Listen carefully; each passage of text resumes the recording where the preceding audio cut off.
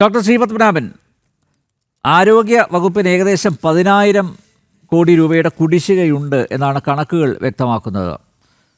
നോക്കൂ, കാരുണ്യ ആരോഗ്യ സുരക്ഷാ പദ്ധതി 1708 കോടി രൂപയാണ് സർക്കാർ കുടിശ്ശിക. അതായത് സർക്കാർ ആശുപത്രികൾക്ക് കൊടുക്കാനുള്ളത് ആ വകയിൽ 1203 കോടി രൂപയാണ്. സ്വകാര്യ ആശുപത്രികൾക്ക് കൊടുക്കാനുള്ളത് 376.59 കോടി രൂപയാണ്.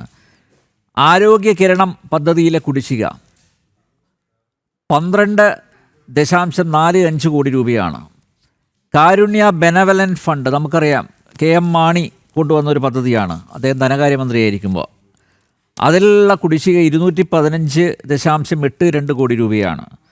അതുപോലെ ഒരുപാട് കുട്ടികളെ ജീവിതത്തിലേക്ക് തിരികെ കൊണ്ടുവന്ന ഹൃദ്യം പദ്ധതി, അതിൽ കുടിശ്ശിക 10.27 കോടി രൂപയാണ്. മാതൃയാനം പദ്ധതിയിലെ കുടിശ്ശിക 43.55 കോടി രൂപയാണ്. RBSK ദേശീയ ആരോഗ്യ ദൗത്യത്തിന് കീഴിലുള്ള രാഷ്ട്രീയ ബാല സ്വാസ്ഥ്യ കാര്യക്രം, അതിലെ കുടിശ്ശിക 7 കോടി രൂപയാണ്. കമ്പനികളിൽ നിന്നും മരുന്ന് വാങ്ങിയ ഇനത്തിൽ 313 കോടി രൂപ കൊടുക്കണം സർക്കാർ.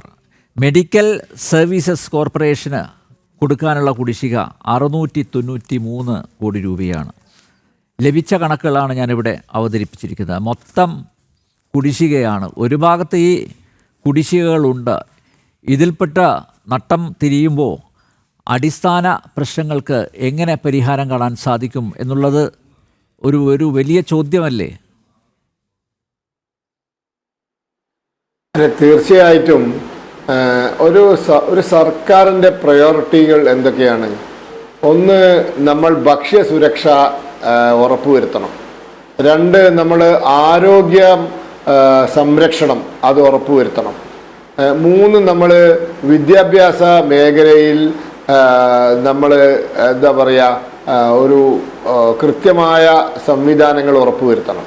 4, നമ്മൾ അടിസ്ഥാന സൗകര്യങ്ങൾ, അതായത് വൈദ്യുതി, റോഡ്, കുടിവെള്ളം ഇവ ഉറപ്പുവരുത്തണം. ഇതൊക്കെയാണ് സർക്കാരിൻ്റെ 1, 2, 3, 4 എന്ന് പറയുന്ന സമയത്തുള്ള മുൻഗണന അടിസ്ഥാനത്തിൽ സർക്കാർ ശ്രദ്ധിക്കേണ്ട മേഖലകൾ. നമുക്ക് ഇവിടെ എന്താണ് സ്ഥിതി? ഇവിടെ കേരളത്തിൽ ഭക്ഷ്യസുരക്ഷയുടെ കാര്യത്തിൽ സത്യത്തിൽ സംസ്ഥാന സർക്കാർ വലിയ തോതിൽ ബുദ്ധിമുട്ടേണ്ട ആവശ്യമില്ല. കാരണം 2020 മുതൽ, പ്രത്യേകിച്ച് കോവിഡ് കാലം മുതൽ കേന്ദ്ര സർക്കാർ 5 കിലോ അരി, 5 കിലോ ഗോതമ്പ്, അതുപോലെ തന്നെ പയർവർഗ്ഗങ്ങൾ എന്നിവ സൗജന്യമായി കൊടുക്കുന്നു. അതോടൊപ്പം തന്നെ BPL കുടുംബങ്ങൾക്കുള്ള മറ്റ് ഭക്ഷ്യധാന്യങ്ങൾ ഒരു നിശ്ചിത നിരക്കിൽ കേന്ദ്രം സംസ്ഥാന സർക്കാരിന് എത്തിച്ചു കൊടുക്കുന്നുണ്ട്. കേരളം ഭക്ഷ്യധാന്യ ഉൽപ്പാദനത്തിൽ വളരെ പിറകിൽ നിൽക്കുന്ന സംസ്ഥാനമാണെന്ന് നമുക്കറിയാം. ഭക്ഷ്യസുരക്ഷയുടെ കാര്യത്തിൽ കേരള സർക്കാരിന് വലിയ തോതിൽ തലവേദന അനുഭവിക്കേണ്ട അല്ലെങ്കിൽ ബുദ്ധിമുട്ടേണ്ട ഒരു സാഹചര്യം നിലവിലില്ല. കേരള സർക്കാരിനെ സംബന്ധിച്ചിടത്തോളം ഏറ്റവും കൂടുതൽ അവർ ശ്രദ്ധിക്കേണ്ടത് ആരോഗ്യ മേഖലയാണ്. ഈ ആരോഗ്യ മേഖല, ഞാനിതാ പറഞ്ഞത്, കാരുണ്യ പദ്ധതിയിൽ കുടിശ്ശിക കാരണം പല സർക്കാർ ആശുപത്രികളും പല സ്വകാര്യ ആശുപത്രികളും ഇന്ന് ആ പദ്ധതിയിൽ നിന്നും പിന്മാറി. മരുന്നു കമ്പനികൾക്ക് പണം കൊടുക്കാനുള്ളത് കൊണ്ട് പല മരുന്നു കമ്പനികളും ഇന്ന് സപ്ലൈ അവസാനിപ്പിച്ചിരിക്കുന്നു. നമുക്ക് ഇതാണ് പ്രശ്നം. ഈ തരത്തിൽ ഇപ്പം താങ്കൾ വായിച്ച നിരവധി പദ്ധതികളുടെ കാര്യത്തിൽ സർക്കാർ കൊടുക്കാനുള്ള പണം സമയാസമയങ്ങളിൽ കൊടുക്കാത്തത് കാരണം ആർക്കാണ് ഇതിൻ്റെ ബുദ്ധിമുട്ട് അനുഭവിക്കേണ്ടി വരുന്നത്? മറ്റ് മാർഗമില്ലാതെ മറ്റ് സാമ്പത്തികമായ ശക്തി ഇല്ലാത്തത് കാരണം ആരോഗ്യ രംഗത്ത്, അതായത് ചികിത്സാ ആവശ്യങ്ങൾക്ക് സർക്കാർ ആശുപത്രിയെ മാത്രം ആശ്രയിക്കേണ്ടി വരുന്ന നമ്മുടെ സമൂഹത്തിലെ സാധാരണക്കാരായ ഏറ്റവും സാമ്പത്തികമായി പിന്നാക്കം നിൽക്കുന്ന ആളുകളെ ആണ് ഇത് ബാധിക്കുന്നത്.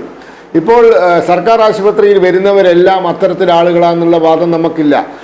സാമ്പത്തികമായി മെച്ചപ്പെട്ട അവസ്ഥയുള്ള ആളുകളും സർക്കാർ ആശുപത്രിയിൽ വരുന്നുണ്ട്. പക്ഷേ അങ്ങനെയുള്ളവരെ സംബന്ധിച്ചിടത്തോളം സർക്കാർ ആശുപത്രിയിൽ നിന്നും പ്രതീക്ഷിക്കുന്ന സേവനം കിട്ടിയിട്ടില്ലെങ്കിൽ അവർക്ക് വേറെ ഓപ്ഷൻ ഉണ്ട്, അവരുടെ കയ്യിൽ അത് താങ്ങാനുള്ള ശേഷി അവർക്കുണ്ട്. പക്ഷേ ഏറ്റവും സാധാരണക്കാരന് അതില്ലാത്തൊരവസ്ഥ വരുമ്പോൾ അവിടെ ഉണ്ടാകുന്ന പ്രശ്നങ്ങളാണ് ഈ പറയുന്നത്. അപ്പോൾ അതുകൊണ്ട് അതാണ് പ്രയോറിറ്റി. ഞാനതാ പറഞ്ഞത്, മുൻഗണന സർക്കാർ കൊടുക്കേണ്ടത്. നമ്മൾ ഭക്ഷ്യസുരക്ഷ ഗവൺമെൻറ്റിന് വലിയൊരു തലവേദന ഇല്ലാത്ത വിഷയമാണ്. അതുകൊണ്ട് ഗവൺമെൻറ് ഏറ്റവും കൂടുതൽ ശ്രദ്ധിക്കേണ്ട ഒരു മേഖല ആരോഗ്യ മേഖലയാണ്. ആരോഗ്യ മേഖലയിൽ വേണ്ട ശ്രദ്ധ പതിപ്പിക്കാൻ സാധിക്കുന്നില്ല. ആരോഗ്യ മേഖലയെ മറ്റു മേഖലകളെ പോലെ ഒരു സർക്കാർ ആപ്പീസായി കാണാൻ പാടുള്ളതല്ല. അവിടുത്തെ ചട്ടങ്ങളും അവിടുത്തെ നിയമങ്ങളുമൊക്കെ കാലാനുസൃതമായി പരിഹരിക്കണം. ഒരു സർക്കാർ ആശുപത്രിയിൽ എന്തെങ്കിലും പോരായ്മയുണ്ടെങ്കിൽ അല്ലെങ്കിൽ എന്തെങ്കിലും സൗകര്യത്തിൻ്റെ കാര്യത്തിൽ എന്തെങ്കിലും പ്രശ്നങ്ങളുണ്ടെങ്കിൽ അത് പരിഹരിക്കാനും അതിന് വേണ്ട മാറ്റങ്ങൾ വരുത്താനും അടിയന്തരമായി അത് ചെയ്യാനുള്ള അധികാരം ജില്ലാതല ഉദ്യോഗസ്ഥന്മാർക്ക് കൊടുക്കണം. അതിന് തിരുവനന്തപുരം വരെ പോയി സമ്മതം വാങ്ങേണ്ട ഒരു സാഹചര്യം ഉണ്ടാക്കരുത്. അതുകൊണ്ട് താലൂക്ക് ആശുപത്രിയിലെ സൂപ്രണ്ടന്മാർക്ക്, മെഡിക്കൽ കോളേജ് സൂപ്രണ്ടന്മാർക്ക്, അതുപോലെ തന്നെ ജില്ലാ തലത്തിൽ പ്രവർത്തിക്കുന്ന ആരോഗ്യ ഉദ്യോഗസ്ഥന്മാർക്ക് അതിന് വേണ്ട അധികാരവും ഫണ്ടും അവരുടെ ഡിസ്പോസലിന് ആവശ്യമായ ഫണ്ടും അവർക്ക് അത് ചെലവാക്കാൻ ഒരു വലിയ തുക വരെ ചെലവാക്കാനുള്ള സ്വാതന്ത്ര്യവും കൊടുക്കണം. ഇതൊക്കെ കൊടുത്താലേ കാര്യങ്ങൾ സുഗമമായി നടക്കുള്ളൂ. ദൗർഭാഗ്യമെന്ന് പറയട്ടെ, ഈ കാര്യത്തിലൊക്കെ വളരെ പിറകിലാണ് കേരളം ഇപ്പോഴും. മറ്റു സംസ്ഥാനങ്ങളുടെ സ്ഥിതി നമുക്ക് അറിഞ്ഞുകൂടാ. അപ്പം ഫണ്ട് അലോട്ട്മെന്റ് ഉണ്ടായാൽ മാത്രം പോരാ, ഫണ്ട് യൂട്ടിലൈസേഷൻ പ്രോപ്പർ ആയിരിക്കണം. മാത്രവുമല്ല, കോൺട്രാക്ട് പ്രകാരം സപ്ലൈ ചെയ്യുന്ന ആളുകൾക്ക് കൃത്യമായ രീതിയിൽ പണം കൊടുക്കാൻ സാധിക്കണം. ഇല്ലെങ്കിൽ സപ്ലൈ നിന്നു പോകും. അപ്പോൾ സപ്ലൈ നിന്നു പോയാൽ അത് മരുന്നാവട്ടെ, മറ്റ് ഉപകരണങ്ങളാവട്ടെ, മറ്റ് സേവനങ്ങളാവട്ടെ, അത് സംഭവിച്ചാൽ അത് രോഗികളെ അത് ബാധിക്കും, സാധാരണക്കാരനെ ബാധിക്കും. അപ്പോൾ ഈ ഒരു ഉത്തരവാദിത്ത ബോധം അല്ലെങ്കിൽ ഈ ഒരു രീതിയിലുള്ള കാഴ്ചപ്പാട് സംസ്ഥാന സർക്കാരിന് ഉണ്ടാവണം, ആരോഗ്യ വകുപ്പിന് ഉണ്ടാവണം. അതില്ല എന്നുള്ളതാണ് കേരളത്തിൻ്റെ പ്രശ്നം.